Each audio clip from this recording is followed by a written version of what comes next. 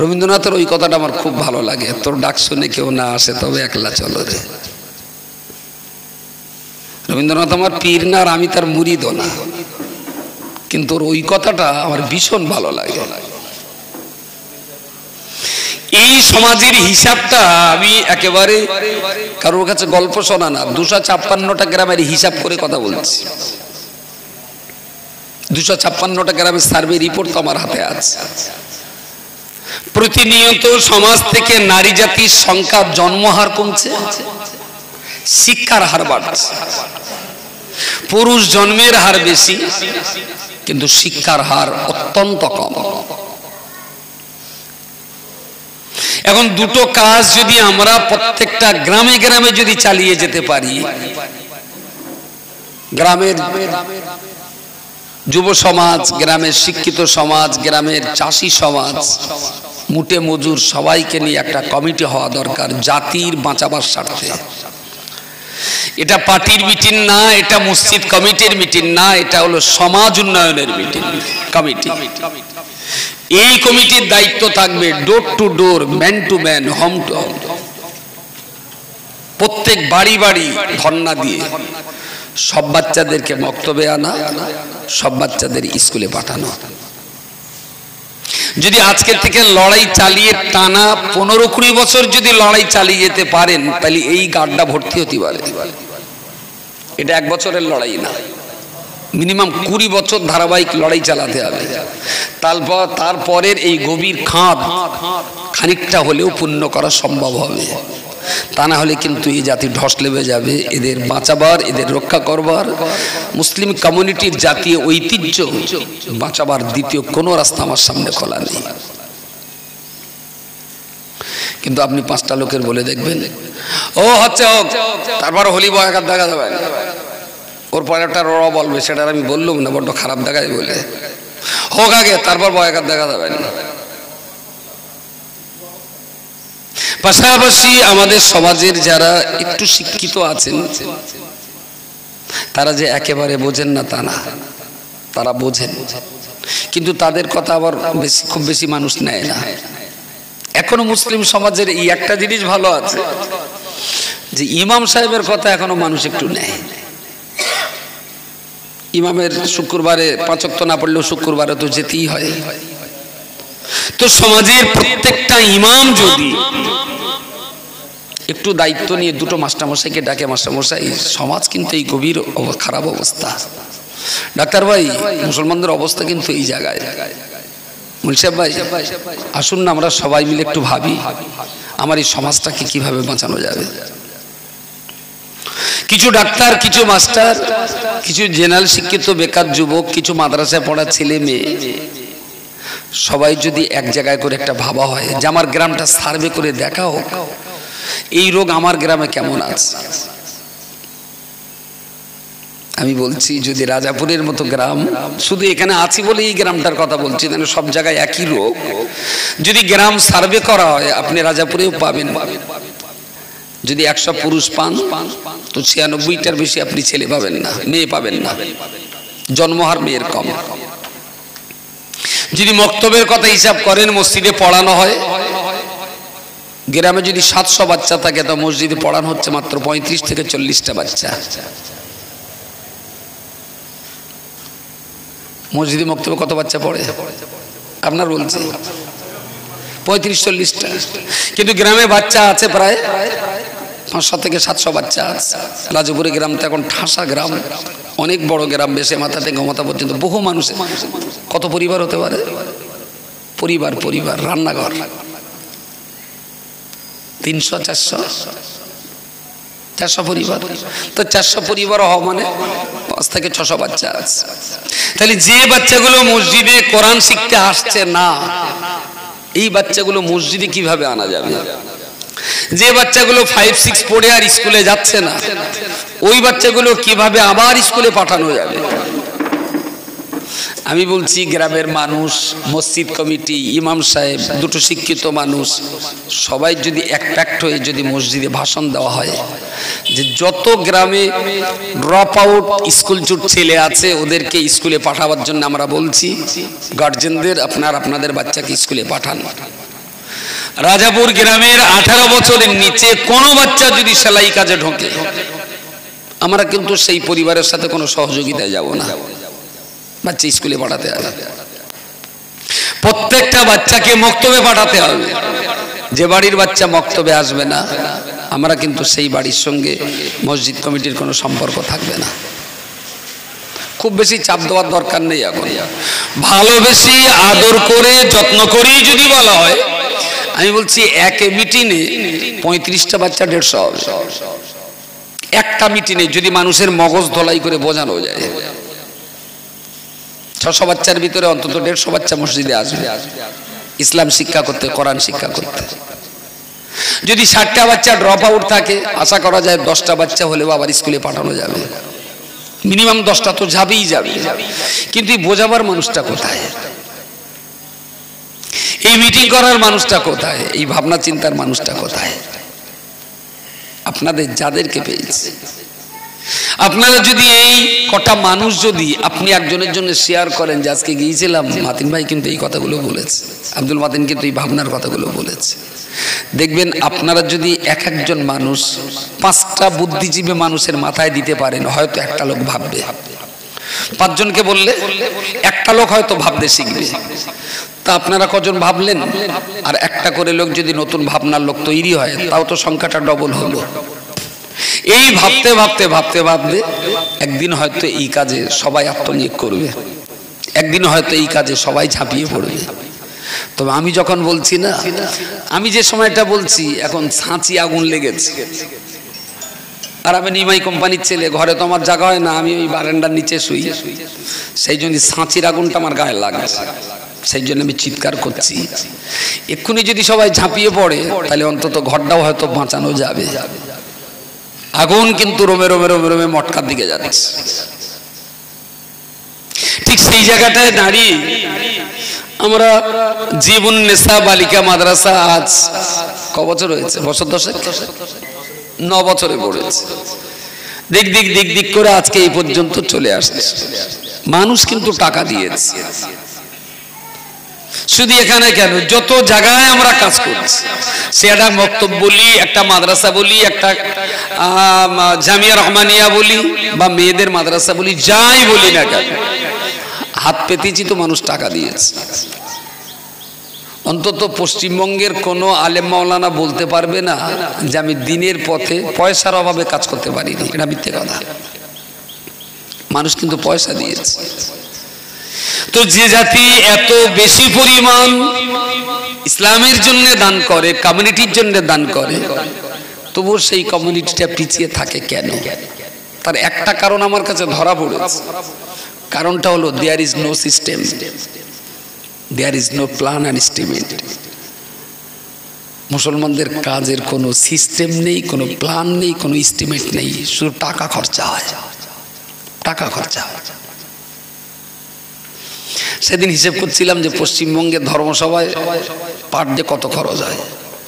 তা আমি তো সব হিসেব করতে পারিনি। মোটামুটি দার্জিলিং, জলপাইগুড়ি, কুচবিহার থেকে শুরু করে, আর এদিকে বাঁকুড়া, আর এদিকে একেবারে নামখানা, কাকদ্বীপ, বকখালি, আর একেবারে মৌসুমী দ্বীপ পর্যন্ত হিসেব করে দেখলাম যে পার ডে 75 কোটি টাকা ধর্মসভার পিছনে ব্যয় হয়।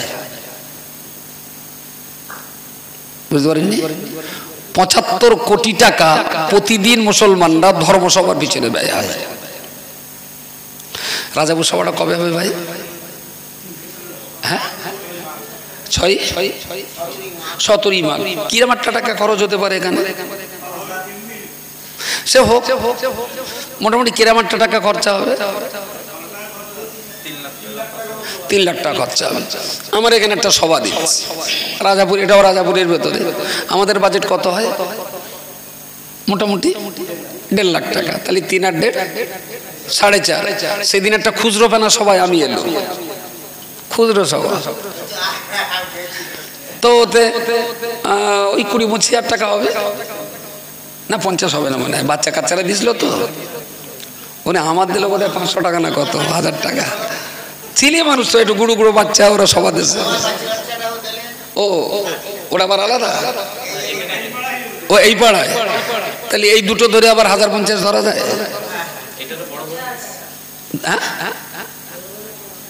দুটো ধরে 50, তাহলে ওদিকে 4.5 আর এখানে 50, 5।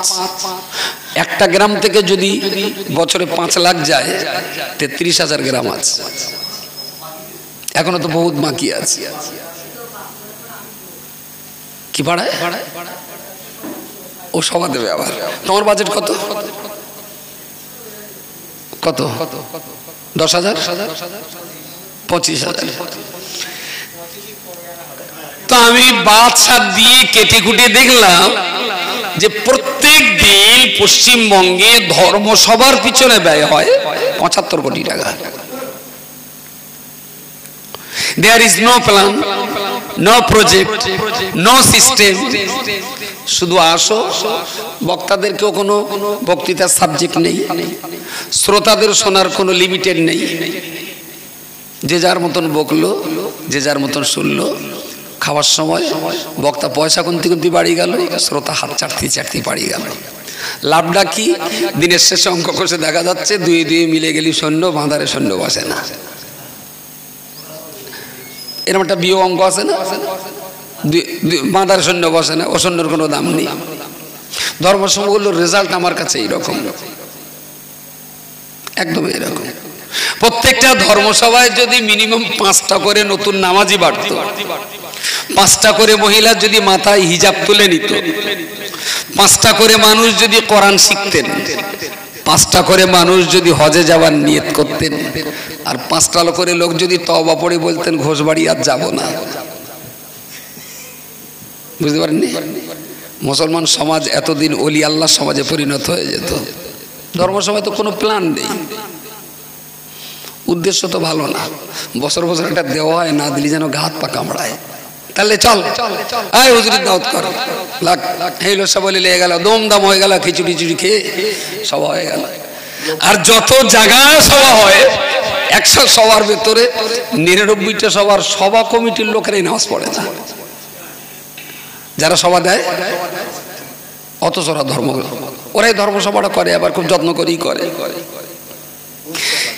এই 65 কোটি টাকার ভিতরে আমি বলছি 75 কোটি টাকার ভিতরে আমি বলছি ভাই 70 কোটি টাকাতে সভা, আর প্রতিদিনের 5 কোটি টাকা সিস্টেমেটিক্যাল লিগাল ওয়েতে এডুকেশন পারপাস গ্রামে খরচ কর। 70 কোটি টাকাতে সভা হোক, আর 5 কোটি টাকা ধর্ম শেখাবার জন্য, এডুকেশনের জন্য, গ্রাম ডেভেলপমেন্টের জন্য 5 কোটি টাকা ব্যয় হবে। আমি গ্যারান্টি দিয়ে বলতে পারি 5 বছরের ভিতরে জাতির ভাগ্য খুলে যাবে। 5 বছরের ভিতরে, কিন্তু কোনো হিসেব নেই, চলছে তো চলছে। আর আমি যেই কথাটা বললাম না, এ বলো সবচেয়ে বেশি রেগে যায় মৌল সাহেবরা আমার উপরে। সবচাইতে মৌল সাহেব ডেকোরেটর ওরা রেগে যাবে বেশি, কারণ এরাও মাল মারে, ওরাও মাল মারে।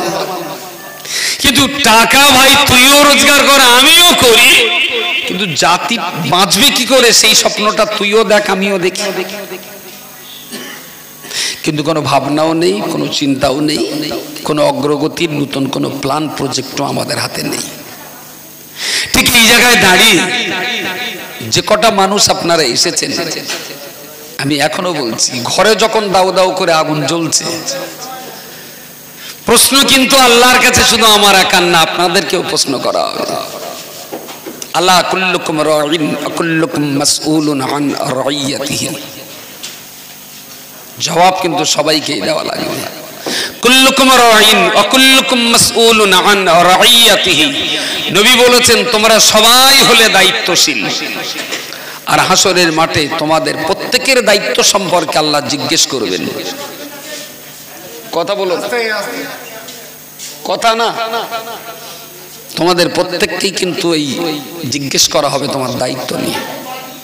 আস্তাগফিরুল্লাহ।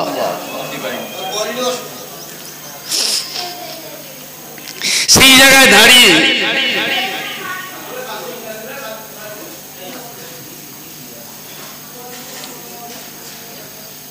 ঘরে যদি দাউ দাউ করে আগুন জ্বলে, গ্লাসে পানি খাচ্ছিলাম, হাফ গ্লাস পানি খাওয়ার পরে এবার দেখি ঘরে আগুন জ্বলছে। চিন্তায় পড়লাম কি করে নেববে এই ঘর, আমার এই পানি থেকে নেববে? আশপাশে তো কোনো টিউবকল নেই, খানা খন্দক নেই, ট্যাব নেই, কি করে এই ঘর নেববে? আমি হাফ গ্লাস পানি খেয়েছি আর হাফ গ্লাস আছে। কুলনা ইয়া নারু কুনি বারদাম ওয়া সালামান আলা ইব্রাহিম। আল্লাহ, আমার যেটুকানি পানি আছে এই পানিটা আমি এই জ্বলন্ত আগুনে নিভিয়ে দিলাম। পানি দেওয়ার দায়িত্ব আমার, জ্বলন্ত আগুনে পানিটা ঢেলে দিলাম, আমার দায়িত্ব পানি দেওয়ার। আল্লাহ, নেভাবার দায়িত্ব তো আপনার। যদি মনে করি এত পানি, এত আগুন জ্বলছে, এক গ্লাসে কিছু হবে? ও কিছু হবে না যখন দিলাম নি। আপনাকে কিন্তু খোদার কাছে জবাব দেওয়াই লাগবে যে তোমার কাছে যতটুকু পানি ছিল, আরে নেভাবার দায়িত্ব আমি আল্লাহ আমার, কিন্তু এই পানিটুকু তুমি জ্বলন্ত আগুনে দাওনি কেন? এটা হলো ডিউটি, এটা হলো দায়িত্ব, এটা হলো কর্তব্য পরায়ণতা। আমি জানি আমার পানিতে নিববে না আগুন, কিন্তু এরপরেও আমার কাজ করে যেতে হবে। যদি কাজ না করি তাহলে আল্লাহর কাছে ধরা পড়ে যেতে হবে যে তোমার আগুন নেভাবার ক্ষমতা তোমার ছিল না, পানি দেওয়ার ক্ষমতাটা তোমার ছিল, তুমি তোমার ক্ষমতাটা কাজে লাগাওনি কেন? তো সমাজের এই দুরবস্থার ব্যাপারে আপনার যতটুকু ক্ষমতা আছে, এক ঢোক পানিও যদি থাকে সেটাও এই জ্বলন্ত আগুনের উপরে ঢেলে দিতে হবে। প্রতিদিন একটা করে মানুষকে আপনি বোঝান। আল্লাহ আমার সুযোগ দিয়েছেন, আমি 1000 মানুষকে বোঝাতে পারি। আপনার পরিচয় আমার চাইতে কম, আপনি প্রতিদিন 2টো মানুষকেও তো বোঝাতে পারেন যে সমাজ কিন্তু এই গভীর ক্ষত, বাঁচাতে হবে, কি করে বাঁচানো যায়। আমি শেষ কথা বলছি, গতকালকে ওই গাড়িতে বসে বসে একটা ভিডিও দেখছিলাম। আসসালামু আলাইকুম। খুব কথাটা আমার খুব মাথায় লেগেছে, দারুণ সুন্দর কথা।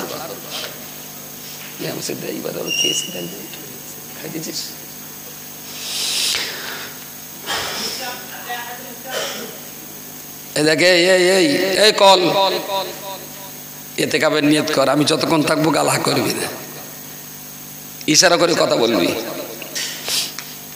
এমন একটা জঙ্গলে অনেকগুলো কাকাতুয়া, ময়না পাখি, টিয়া পাখি বাস করে।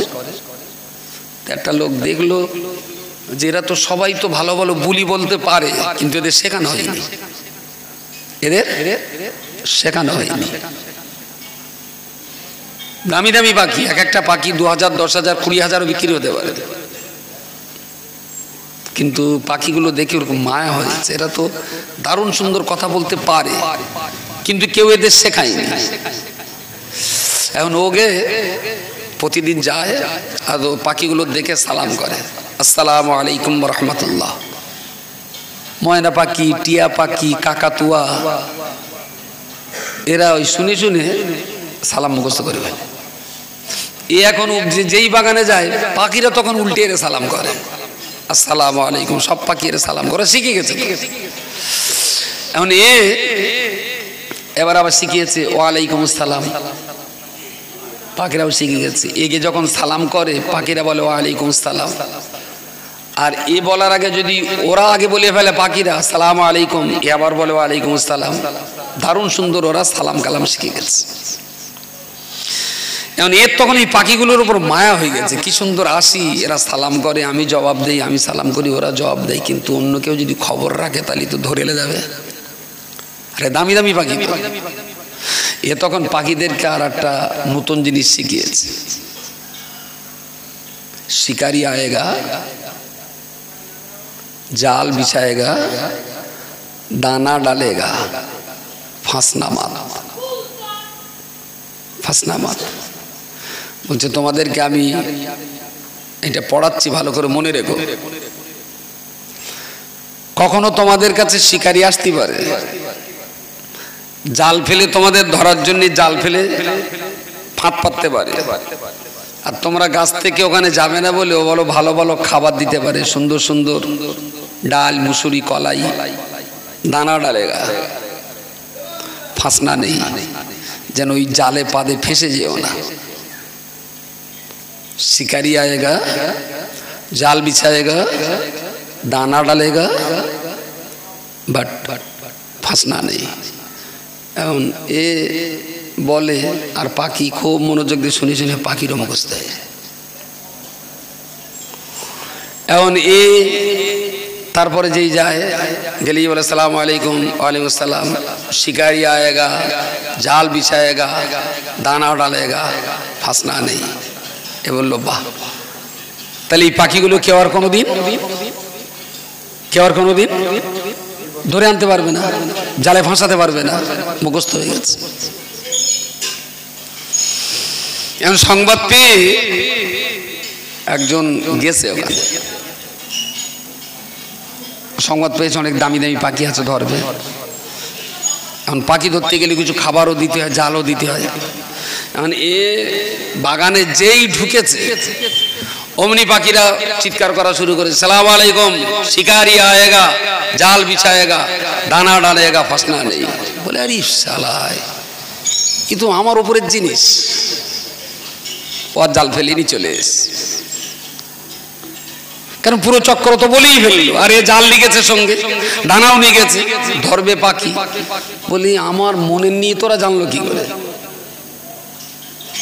ফিরে এস। বলে এত চালাক পাখি ধরা যাবে না। ওর কাছে শুনে আবার কিছু লোকে বলে দামি দামি পাখি আছে, কিন্তু পাখিগুলো এত চালাক, গেলেই না সব বলে দেয়, শিকারি আয়েগা, জাল বিছায়েগা। বলে তাই, চল তো দেখি। 3-4 জনে যেই ঢুকেছে আর পাখি একই কথা।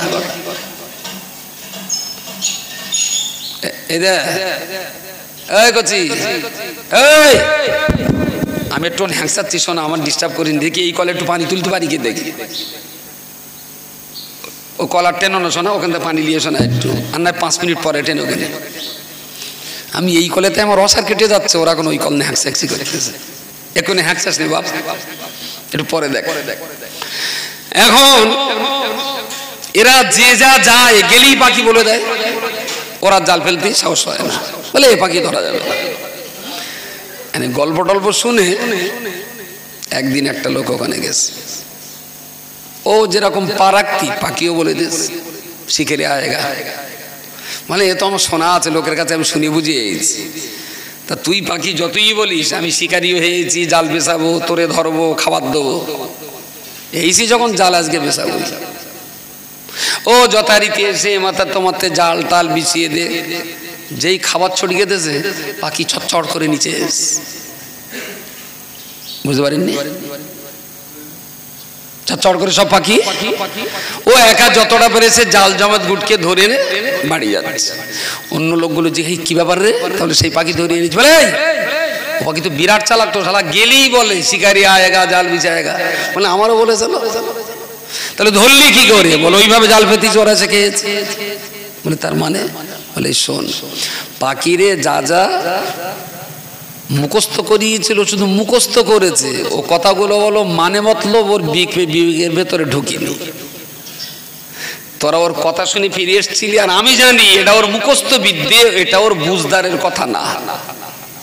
যদি ও বুঝদারের কথা হতো তাহলে জালে আসতো না। ওটা ওর মুখস্থ বিদ্যে, কেউ মুখস্থ করিয়েছে, ওরা মুখস্থ করেছে, লেকিন সে কথা ওর কলবে বিবেকে আসেনি।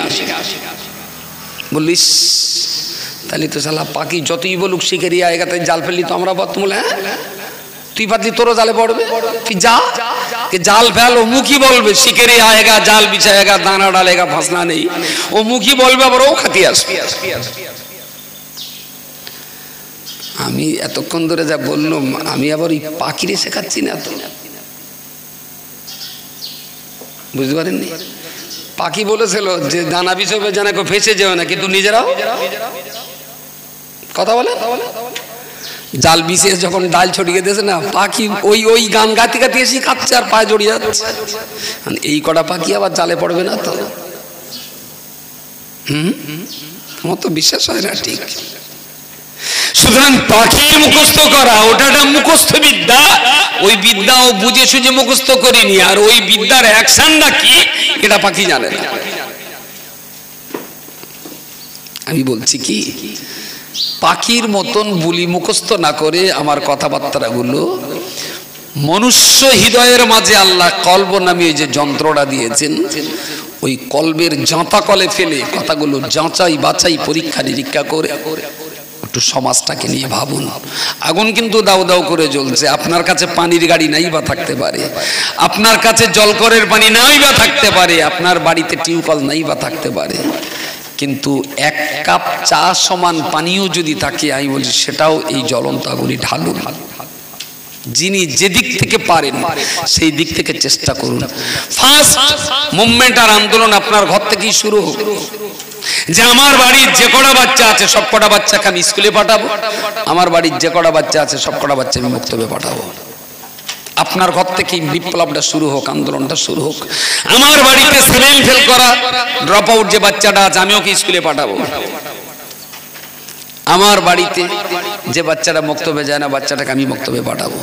নিজের বাড়ির থেকে যদি এই বিপ্লবটা শুরু হয় তাহলে আমি বুঝবো যে আমি মানুষকে শুনিয়েছি আর শিখিয়েছি।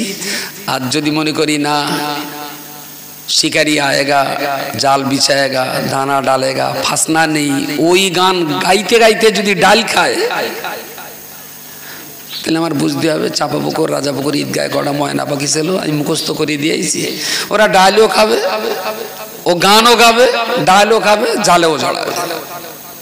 তাহলে আমার তার যদি রক্তে উঠে 151 বার উদ্বোস করা ছাড়া আর কোনো লাইন নেই। আর যদি মনে করেন পাখি না, আমি বুঝদার প্রাণী, আমি মুখস্থ বিদ্যা নিয়ে চলি না, আমি জ্ঞান চর্চা করি, আমার হৃদয় দিয়ে ভেবে চিন্তে পদক্ষেপ গ্রহণ করি, তাহলে বলছি বিপ্লব আর আন্দোলনটা নিজের ঘর থেকে শুরু হোক। আমার পরিবারের সবাই ইসলাম শিক্ষা নেবে, আমার পরিবারের সবাই স্কুলে যাবে। আমি আমার পরিবার থেকে শুরু করি, দেখুন আপনাকে দেখে দেখে আপনার প্রতিবেশীরাও শিখবে। আজকে যা এখানে 50টা মানুষ আছেন, এই 50টা মানুষ যদি কাজটা শুরু করেন, আমি বলছি আপনাকে দেখে আর 50টা মানুষ মোটিভেট হবে যে না ও যখন করেছে তাহলে কাজটা ভালো, আমিও করি। আমার বাচ্চাগুলো স্কুলে পাঠাই, আমার বাচ্চাগুলো মক্তবে পাঠাই। দেখবেন ধীরে ধীরে ধীরে ধীরে একদিন হয়তো একটা ভালো জায়গা আমরা দেখতে পাবো। একটু দোয়া সবার শ্রেণী হবে, সকলে আসুন প্রিয় রসুলের সামনে আমরা দাঁড়িয়ে দাঁড়িয়ে একটু সালাম পড়ে নিয়া নবী সালামুন আলাইহি।